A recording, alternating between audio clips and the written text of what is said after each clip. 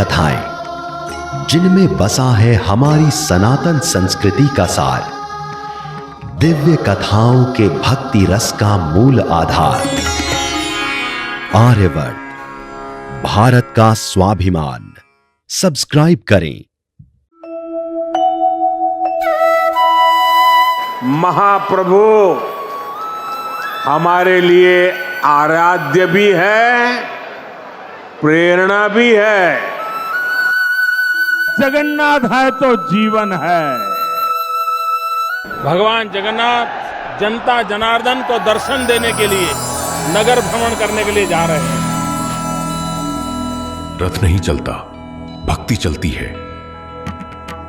काष्ठ नहीं खींचता, करुणा खींचती है।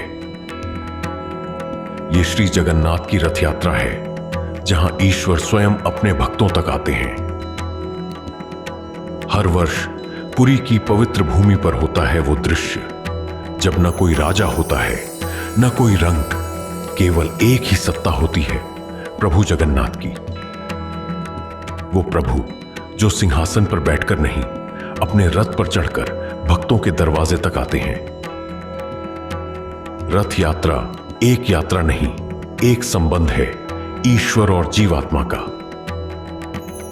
जब हाथों से खींची जाती है रस्सी, तो केवल लकड़ी का रथ नहीं खींचता, भक्त का भाग्य भी खींचता है।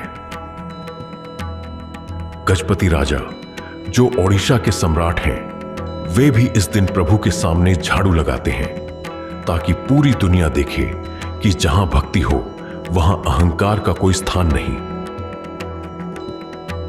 दहू का बोली, वो प्राचीन मंत्र जो सिर्फ रथ चलाने के लिए नहीं, पूरी ब्रह्मांड की ऊर्जा को सक्रिय करने के लिए बोली जाती है। और कहते हैं, जब तक वो बोली ना हो, प्रभु का रथ 1 इंच भी नहीं हिलता।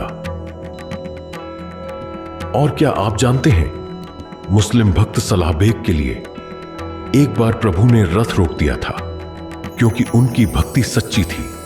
और जगन्नाथ सिर्फ हिंदू नहीं, हर सच्चे हृदय के ईश्वर हैं।